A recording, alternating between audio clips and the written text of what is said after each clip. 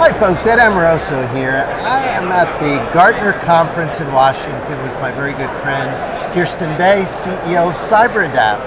Hello, how are you today? It's great to see you. It's great to be here, thank you. You guys have a beautiful booth here. We do, we're very fortunate. Prime location. You did get a good location. Yes. How'd you swing that? A great spot. Well, we're a cool vendor. You can see our teeny tiny little square up there. So no, very nice. it's but we really just launched as an organization, as a product, and became a platinum sponsor this year, so we can showcase our new platform called Squid. That's awesome. You know, Kirsten, there might be people watching who have youngsters thinking about careers in technology. There might be some youngsters watching. How did you get into tech, and how did you become CEO of such a cool cybersecurity company? Well, we were talking about this earlier, right, that I actually came from a finance and supply chain background. So it wasn't a very likely thing for an English and German literature major to be running a cybersecurity company of all things. But my finance background enabled me to participate in writing a book with the former CIO of the White House on built-in security, about which I knew nothing. But I was so intrigued by the topic, and they asked me to help with the econometric models. How do we value data for loss? A question that we still are tackling today. And as I really worked with them and understood what built-in security models were, it struck me that the financial elements and really bringing that together to have a better business process really is really the way of our future for risk management and for understanding how to run companies better. So I joined this great world of people, and I love the community, and I love the desire to problem solve, and I got hooked, so here I am.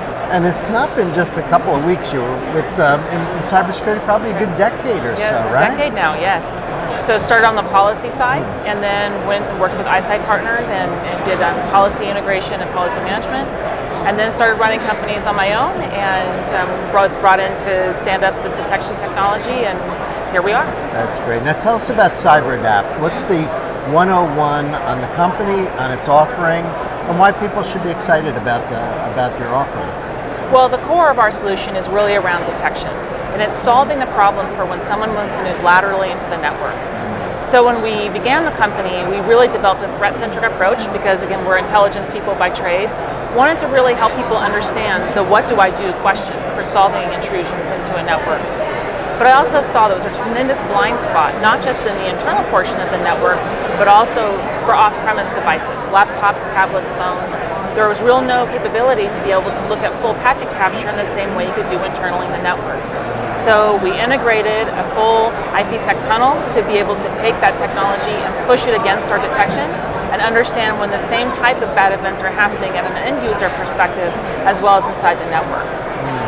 We have a firm belief that the mobile platform itself, the off-premise platform, will be compromised in many different ways, either through just social media, Twitter, we see a lot of compromises now, but really the fact that the individual is now a significant vector of threat. So we've been trying to understand how to understand that platform better so that we can understand then the anomalous behavior that might compromise the network and the lateral movement that that Interesting. You know, the mobility piece is one of the things that attracted me to what you guys were doing. Why do you suppose it's taken so long for our industry to figure out that mobility is such an important part of the threat vector? I think you guys get that. Why do you think it took so long? It's a really interesting question, and I think that, and also I think if you look at different cultures, like in Asia and other places where people use their phones in a completely different way, they see mobile security as a very different problem than we see it, I think, in the United States or even maybe a little bit in Europe. But it's a computer, right? And that's the thing I really try to help our customers understand is, if you're worried about a computer inside your network being compromised and you want to see that traffic, why wouldn't you want to see that on an endpoint device? And even today now, I have people say, but I haven't actually seen a user get compromised. And I go, really? So you've never had a single person click on a phishing email on a laptop, ever?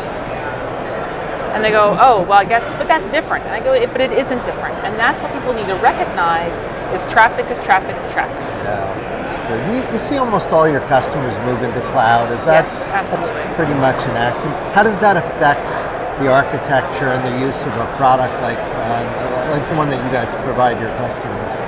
Well, we needed to provide a fully virtualized solution. Yeah. So even from a core network perspective, we needed to be able to put it in a virtual machine so that we could have virtual probes to make it as lightweight as possible. The cost and just the heavyweight nature of networking was something for which we were trying to solve.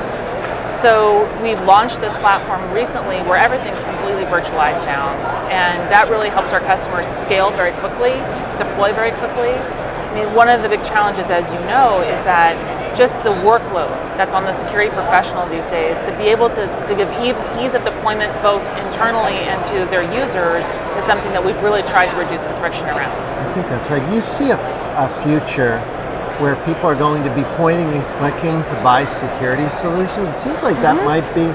It's happening today. I mean, you think about, back when Google first launched the cloud, and it was on the GSA schedule, and you could go put portions of the cloud in your shopping cart, right? So, I mean, I think that's certainly, it is that sort of Chinese menu concept of security. I think that's maybe a hint as to how our industry might start to do a better job. I mean, we were chatting before.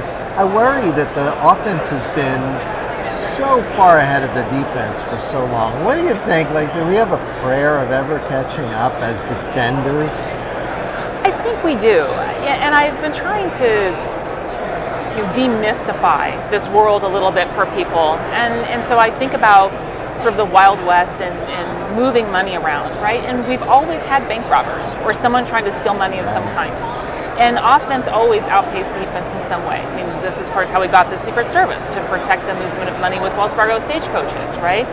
So, is that how they were created? Really, Secret Service was the currency protection, right? So, I'll be darned. This is the world in which we live, and I think that part of it is getting people to recognize that even though you can't see the guy in the bank with the gun, that there's a person, a human, who is doing an attack.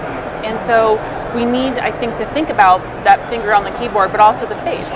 And we don't blame the bank when a guy walks into a bank with a gun and holds up a bank. But it's different. The trust paradigm, I think, has shifted when it becomes where you can't see that human who is the attacker. And so I've tried to get people to think about we can be just as good as defense on the other side of that equation, but we have to think about it in much the same way. The physical space has transformed itself, but there's still bank robbers. They're still criminals. And we have ways of getting better at it, but we need to focus on it as not this disembodied event, but human beings who do something. Does it worry you that nation states are involved now, though? Because they really are good. They're very good. Like, I think we have to not only up our game on the defensive side, but it seems to me that it's been an unfair fight today. Like, I don't think budgets have been enough. I don't think the attention's been enough. Like, do you think, say at the executive level, do you think it's time now for maybe boards and CEOs to get that cybersecurity is no longer this thing off on the side, it's pretty front and center? Like, am I reading that right, do you think? Well, I think so. And I think that part of it is helping executives understand the true impact to an organization. I mean, when you look at supply chain models, things like weather, geopolitical risk, those are all things that get factored into any, like if you're in a manufacturing company or some other type of organization, those are factors that you account for in terms of planning your business. So we need to be able to make cybersecurity understandable in that same way. And that's, I think, really incumbent upon us as security professionals, is not to talk about the voodoo black magic part of it, but really make it relatable into this is just another part of your risk management process. And you don't ship goods around the horn and the bad times of the year when the seas could lose a ship or you could lose your GPS, it's the same thing. And I think that we need, again, to bring people back to this is a physical world that has these virtual ramifications, but it's the same type of planning and process that goes into it. That makes so much sense. So in one word, are you optimistic or pessimistic about cybersecurity moving forward? I'm optimistic because we're making great strides. And I think that when I see, like at the conference here, a lot of focus on the network traffic analysis pieces and the integration of products together, as you say, us partnering with each other to solve for different parts and elements of the problem, I think we will get better, but we need to really focus on how we integrate more effectively. I think the fact that interoperability in our industry has been so poor. I think that's been one of the things that's really hurt us.